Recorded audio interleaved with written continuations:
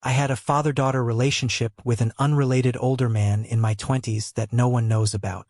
This is just a random confession on a throwaway account. I have no idea why this is on my mind today. This was many years ago.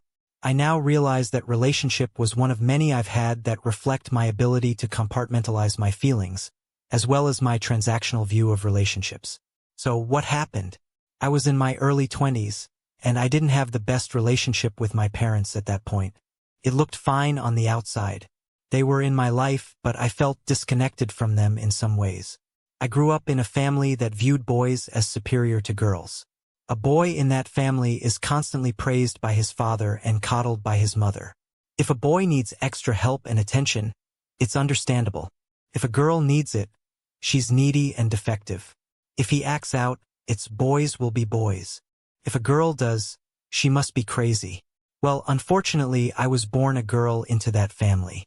So, of course, I have issues. Anyway, in my early 20s, I realized that I had issues, and I had recently lost contact with my high school mentor, who had been a stabilizing influence and father figure in my life. I'd also had a couple of regrettable romantic relationships with men around that time. I wished I could have a healthy, platonic relationship with a man. So, I put out an advertisement for a father figure. Yep, I did that. And yes, some real creeps responded. But after sifting through the creeps, I found one guy who was close to 20 years older than me. He'd never had children and was recently divorced.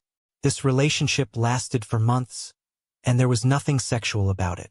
And honestly, I was pretty happy with it.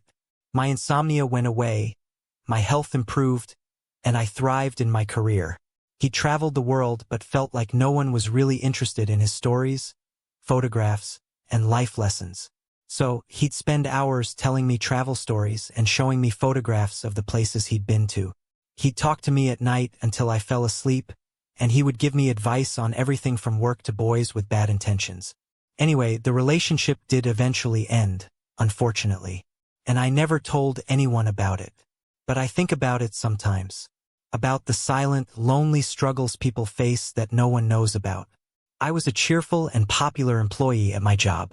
I was involved in my local community doing charity work and all kinds of things, but I couldn't make any meaningful connections that fulfilled me in the ways that I really needed. So I had a secret life. I don't think I did a terrible thing.